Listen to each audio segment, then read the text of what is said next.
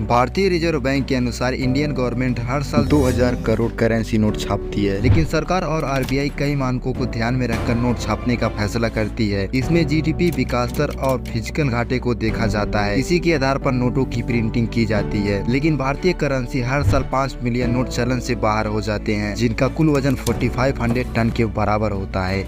किसी भी नोट को छापने से उसे नष्ट होने तक का सफर। आखिर एक करेंसी नोट की लाइफ क्या है? दोस्तों, आज बेसिक से समझने की कोशिश करते हैं रुपए की लाइफ साइकिल को। नोटों को छापने का काम भारतीय रिजर्व बैंक करती है और सिक्कों को ढालने का काम भारत सरकार करती है। और हमारे देश भारत में 4 बैंक नोट प्रेस, 4 मिंट और 1 पेपर मिल है, जहां नोटों की प्रोडक्शन की जाती है। मध्य प्रदेश के देवास में, महाराष्ट्र के नासिक में और पश्चिम बंगाल के सालबोनी में और एक कर्नाटक के मैसूर में, इन जगहों पर भारत में नोटों की प्रिंटिंग की जाती है और इन नोटों को आरबीआई से अलग अलग बैंकों तक पहुंचाई जाती है और बैंक इन नोटों को कैश काउंटर और एटीएम जैसी फैसिलिटी से हम जैसे आम लोगों तक पहुंचाता है। इसके बाद ये नोट कई सालों तक सर्कुलेशन में रहते हैं और लोगों के हाथों में इधर उधर जाने के बाद घिसते हैं और कुछ तो फट जाते हैं और लोग इन नोटों को एक बार फिर बैंक में ले जाकर जमा कर देते हैं। और सिक्कों को ढालने का काम मुंबई, कोलकाता, हैदराबाद, नोएडा में की जाती है। लेकिन दोस्तों, किसी भी सिक्कों को देखकर आप आसानी से पहचान पाओगे कि यह सिक्का किस जगह ढाला गया है, क्योंकि हर सिक्के में एक खास तरह की सिंबल होता है, डायमंड, स्टार, डॉट। और किसी किसी सिक्के में कोई भी सिंबल नहीं होता है। जिस भी सिक्के पे कोई भी सिंबल नहीं होता है उसे कोलकाता में बनाया गया है, और जिस सिक्के में डायमंड है उसे मुंबई में, और जिस सिक्के में स्टार है उसे हैदराबाद में, और इसी तरह जिस सिक्के में डॉट का सिंबल होता है उसे नोएडा में ढाला गया है।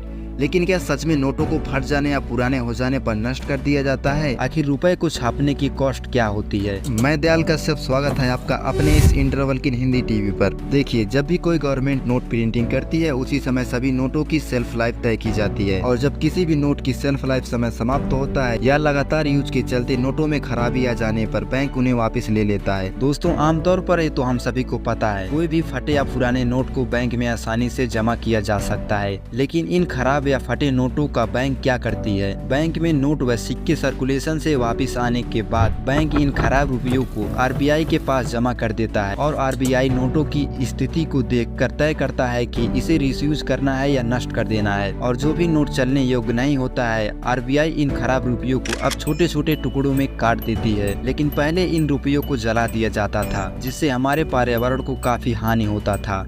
लेकिन अब आरबीआई ने पर्यावरण की रक्षा के लिए नोटों को जलाने के स्थान पर 9 करोड़ रुपए की एक मशीन इंपोर्ट की, जो यह मशीन पुराने नोटों को छोटे छोटे टुकड़ों में काट देती है। फिर इन टुकड़ों को गलाकर ईंट के आकार में बनाया जाता है, और ये ईंट कई कामों में प्रयोग किया जाता है। और इसी तरह एक करेंसी नोट की लाइफ समाप्त हो जाती है। और भारतीय रिजर्व बैंक की रिपोर्ट के मुताबिक कितने रुपए के नोट छापने में कितना कॉस्ट लगता है, दोस्तों वीडियो पॉज करके देख सकते हैं। आखिर पैसा छापने की क्या कीमत होती है? लेकिन अब सवाल यह है कि अगर सरकार पैसा छापती है तो ज़्यादा पैसा छाप के देश की गरीबी को दूर क्यों नहीं करती? देखिए, इसके पीछे 2 रीज़न है। एक तो अगर सरकार अधिक मात्रा में पैसा छापती है तो महंगाई पर कोई कंट्रोल नहीं होगा और महंगाई 7वें आसमान पर पहुंच जाएगी। ऐसा इसलिए होगा कि ज़्यादा नोट छापे जाने से लोगों के पास ज़्यादा पैसा पहुंचेगा और लोगों की ज़रूरतें अचानक बढ़ जाएगी। इससे मार्केट में कंज्यूमेट बढ़ेगी और प्रोडक्शन सीमित होने से कीमतों पर दबाव पड़ेगा और महंगाई दिन रात बढ़नी शुरू हो जाएगी।